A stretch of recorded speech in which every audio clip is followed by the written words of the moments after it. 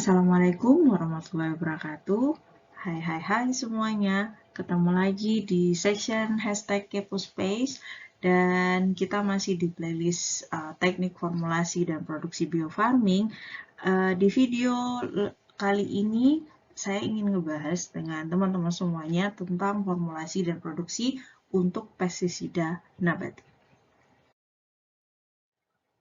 Sebelum itu, mari kita coba recall lagi apa itu yang dimaksud dengan pestisida nabati.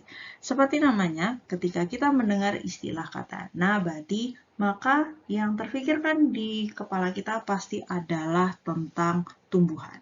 Ya, jadi jika kita kemudian menghubungkan nabati ini dengan pestisida, maka kita bisa mengartikan bahwa pestisida ini memiliki bahan aktif yang sumbernya dari senyawa metabolit yang dihasilkan oleh tumbuhan.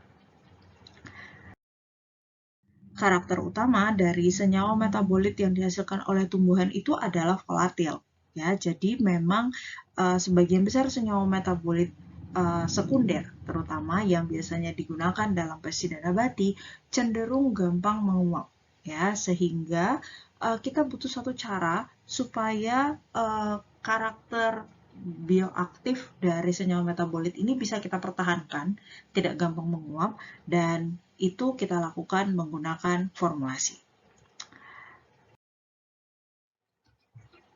Memformulasikan pestisida nabati ternyata punya tantangan dan juga kendala. Pertama adalah karena efektivitas dari pestisida nabati saat kita uji secara lab ya atau in vitro seringkali tidak konsisten dengan hasil ketika diuji di lapangan.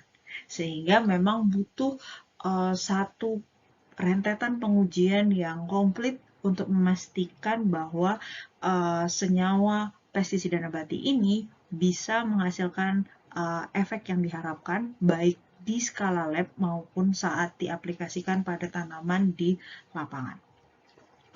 Kemudian, untuk dapat menghasilkan efektivitas yang tinggi dari senyawa-senyawa metabolit yang dihasilkan oleh tanaman ini atau tumbuhan, kita butuh konsentrasi yang tinggi juga dari senyawa-senyawa ini. Dan untuk dapat menghasilkan senyawa metabolit pada konsentrasi yang tinggi, itu artinya kita akan butuh bahan mentah dalam jumlah yang sangat besar untuk bisa mengekstrak senyawa bioaktif yang dimiliki oleh satu tumbuhan atau tanaman. Nah, ini tentu saja menjadi kendala karena ketika tumbuhan yang kita pakai itu tidak tersedia banyak, maka kita biasanya akan kekurangan bahan mentah. Tapi kalau misalnya kita hanya menggunakan jumlah bahan mentah yang sangat terbatas, sangat sedikit, maka kita tidak bisa mendapatkan senyawa metabolit dalam konsentrasi yang tinggi. Berkenaan dengan formulasi untuk pestisida nabati, ada dua tipe klasifikasi utama dari formulasi yang biasanya digunakan dalam proses pengembangan sebuah pestisida nabati. Ada formulasi konvensional, di mana formulasi ini umumnya basisnya adalah pada tepung, kemudian masih oil base atau water base, dan cenderung menggunakan pelarut dalam jumlah yang sangat tinggi. Contoh formulasi ini adalah wettable powder dan juga emulsifiable concentrate. Kekurangan yang dimiliki oleh formulasi konvensional seperti kebutuhan akan pelarut yang sangat tinggi, kemudian resiko rusaknya dan daya tahan simpannya juga relatif rendah.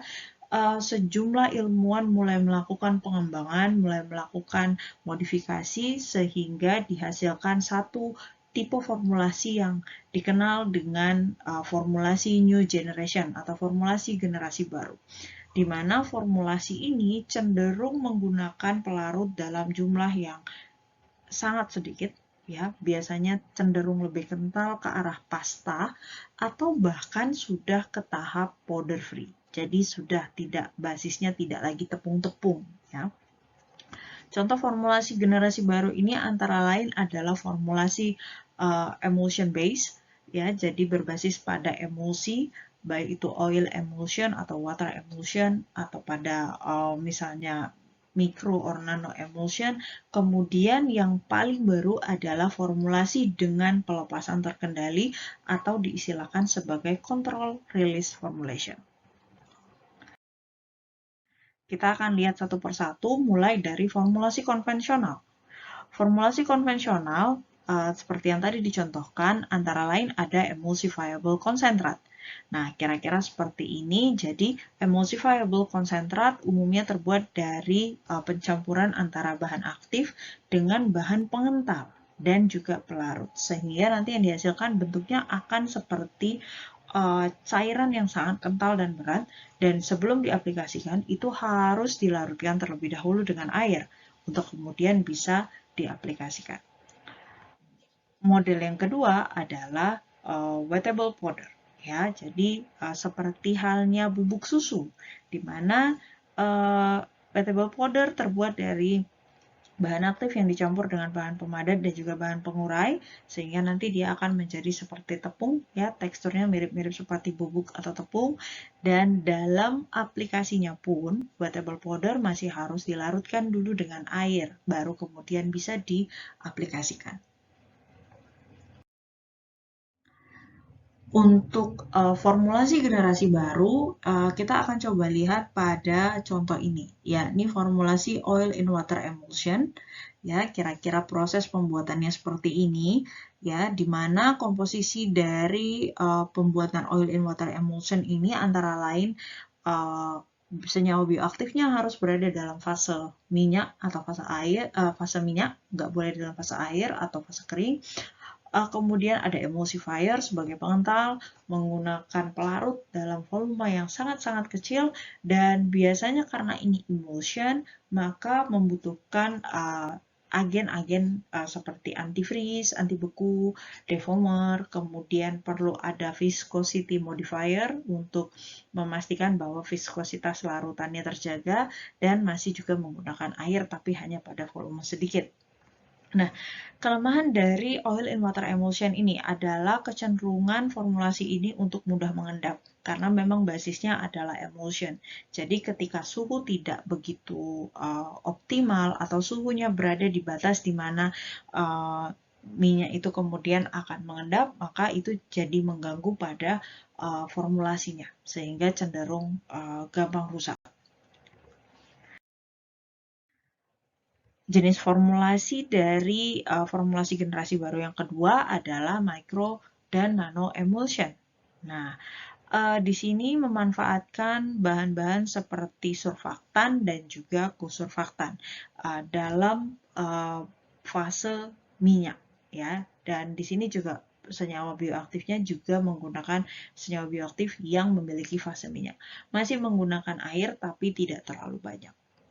Nah, kelemahan dari micro dan nano emulsion ini adalah ketergantungannya pada surfaktan, ya, karena memang akan menggunakan surfaktan dalam jumlah yang sangat banyak, sehingga karena surfaktannya terlalu banyak, maka bahan aktif dalam konsentrasi yang tinggi itu tidak begitu disarankan, karena nanti akan menjadi masalah ketika berinteraksi dengan senyawa surfaktan yang ada di dalam formulasi ini.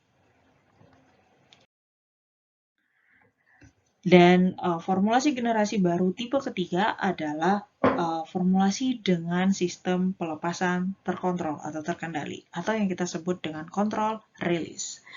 Nah, tipe formulasi ini dihasilkan dari pemanfaatan partikel nano, ya, di mana biasanya partikel nano ini yang kita gunakan adalah yang bahannya berasal dari polimer dan disarankan dari polimer bahan alam sebagai karier pada bahan aktif. Jadi bahan aktifnya akan dienkapsulasi dengan partikel nano, sehingga nanti karakteristik dari partikel nano ini akan mempengaruhi bagaimana aktivitas dari si bahan aktif, ya, atau senyawa bioaktifnya.